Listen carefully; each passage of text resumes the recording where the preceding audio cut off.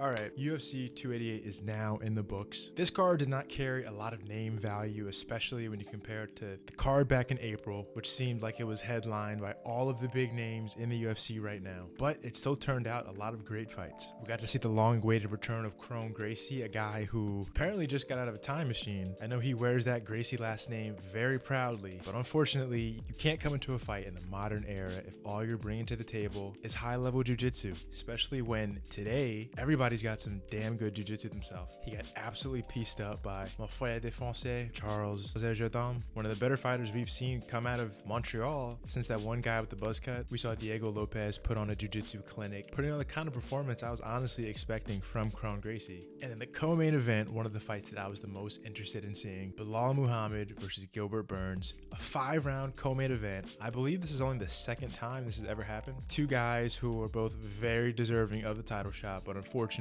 they were fighting to see who's next up after Colby Covington. And unfortunately, Gilbert Burns hurt his left arm or shoulder area very early into the fight, causing Gilbert to fight a little more carefully, not opening up as much considering the fact that he only had one arm to punch with. And with him not opening up too much, he didn't give Belal too much space to find some big shots of his own. I expected to see a super exciting fight in this one, but unfortunately, it went the entire 5 rounds. And it kind of didn't need to. After the first 3 rounds, I felt like we kind of knew exactly where this fight was going to go. Belal was going to continue to outpoint Gilbert. Gilbert operating with only one arm, didn't have the tools to put together anything super impactful. And Belal, noticing that he's fighting a guy with only one arm, wasn't going to take too many crazy risks when he knows that he can just cruise to a decision win. While this does definitely suck for Gilbert Burns, it's nice to see Belal, after going on a 9-fight win streak, finally be next in line for a title shot. And then the main event of the evening, Aljamain Sterling versus Henry Cejudo.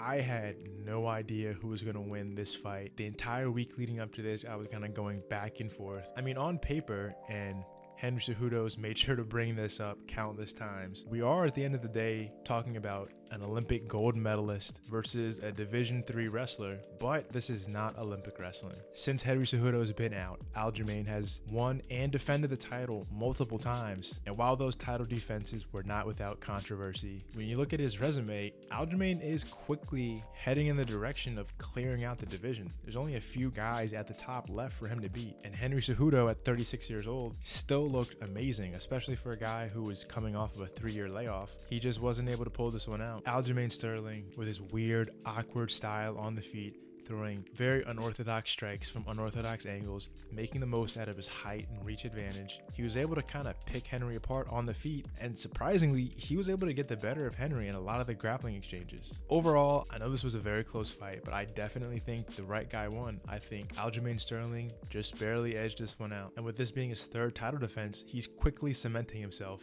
as one of the all-time greats in the bantamweight division. I mean, when you really think about it, he's probably only a couple more title defenses away from cementing himself as possibly the bantamweight GOAT, especially when you look at the names he's beating. And as for Henry Cejudo, it's definitely tough to see a guy as high level as Henry Cejudo, with the kind of huge goals that he set forth for himself, take a loss like this late in his career. While he definitely proved that he has what it takes to still compete at a high level against the best in the division, he kind of said it himself. If he's not going to be the champion, what is he really fighting for? And as for Aljamain, I think it's now very clear exactly what's next for him. With Sean O'Malley coming into the cage, the next bantamweight title fight is now set, which is a very interesting fight. In the fight against Cejudo, Aljamain was able to make the most out of his height and reach advantage, but now going up against one of the taller and longer fighters in the bantamweight division, one of the guys that's able to make the best use of his range, it's going to be a completely different fight stylistically. But at the end of the day, I think Aljamain has yet again silenced a lot of the doubters and proved that he definitely belongs at the top of the division. Let me know in the comments below what you guys think about this fight and the event. Who do you guys see pulling out the victory, Sean O'Malley or Aljamain Sterling? Thanks for watching.